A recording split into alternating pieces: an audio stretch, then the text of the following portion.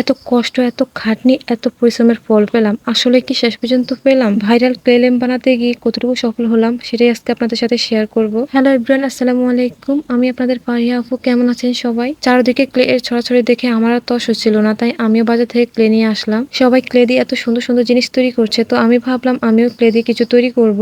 এর জন্য আমার সবচেয়ে বেশি ভালো লেগেছে ভাইরাল ক্লে ল্যাম্পটা, যেটা সহজ লেগেছে আমার কাছে। তো আমি ভাবলাম আমি একটু ওইটাই ট্রাই করি। তাছাড়া দেখতে এতটা ভালো লেগেছে যে আমি ট্রাই না করে আর পারলাম না। তো এর জন্য এই তো আমি কতগুলো ক্লে নিয়ে নিলাম, এবং এর সাথে কিন্তু 3টা কাঠিও ছিল, যেটা দিয়ে কোনো ডিজাইন করা যাবে সহজভাবে। তাই প্রথমে আমি একটা কালার বের করার চেষ্টা করলাম। দেখি এগুলো এত নরম, কিন্তু ভিডিওতে যে তৈরি করে কিন্তু এত নরমটা লাগে না। তো এগুলোকে আমি প্রায় 1 ঘন্টা বাইরে রেখেছিলাম, তারপরও যে এত নরম, আমার কাজ করতে অনেক অসুবিধা হচ্ছিল। হ্যাঁ, আমি কিন্তু এগুলোকে হাতের সাহায্যে অনেকটা মাখামাখি করেছিলাম, কিন্তু বারবার হাতের মধ্যে লেগে যায়। অনেক ট্রাই করার পর আমি আমার ছোট বোন কোনোভাবেই যেন পারছিলাম না।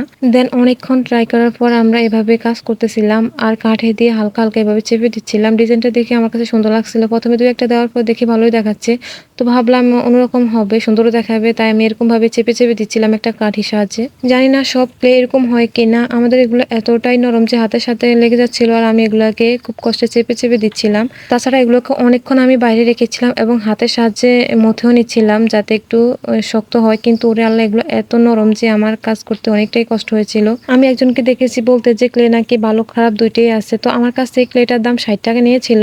তো আমি তখনই ভাবছিলাম আসলে এত কমে ক্লে পাওয়া যায়, সবাই দেখি 80 বা 100 টাকা দিয়ে কিনে। তো আমি পরে বুঝলাম যে আসলে এটা ভালোটা ছিল না। দোকানে আমি যেটা ওনারা আমাকে দিয়েছে আমি কিন্তু সেটাই নিয়ে আসছি। তো এই ক্লে দিয়ে কাজ করতে আমার কিন্তু বেহাল দশা হয়ে গেছিল, সাথে সাথে তো অনেক ভয়ও লাগতেছিল যে এত কষ্ট করে করতেছি, তারপরে জানি কেমন হয়। আমার কিন্তু খুবই ভয় করতেছিল। আসলে আমরা নর্মালি যতটা ইজিভাবে দেখি যে খুব সহজভাবে কাজ হয়ে যায়, ক্লে দিয়ে তৈরি করা হয়ে যায়, কিন্তু মোটেও ইজি কাজ নয়। এটা কিন্তু অনেকটাই সময় সাপেক্ষ এবং জটিল একটা কাজ। তবে যারা অনেক সময় নিয়ে ক্লে দিয়ে কাজ করেছে, অর্থাৎ অনেক কিছু বানিয়েছে, তাদের কাছে হয়তো বিষয়টা ইজি হতে পারে। তবে আমি যেহেতু প্রথম বানাচ্ছি, তো আমার কাছে একটু বেশি জটিল লাগছিল আর কি। অনেকটা সময় লেগেছে, বিরক্তিকরও লাগছিল প্রায়। এই তো আমার ক্লে ল্যাম্প তৈরির কাজ অনেকটাই শেষ। আমি একটু পর্যন্তই করব, আর বেশি করব না। তো এটা আমি রেখে দিব শুকানো অবধি, যতক্ষণ পর্যন্ত এটা না শুকা ততক্ষণ আমি এটা এভাবে রেখে দিব। তো এটা আমি এভাবে তৈরি করে আমার ছেলেকে দেখাচ্ছিলাম, ও দেখে তো ভীষণ খুশি, ধরতেছে ছিল, কিন্তু এগুলো এত নরম আমি ওকে ধরতে দেইনি।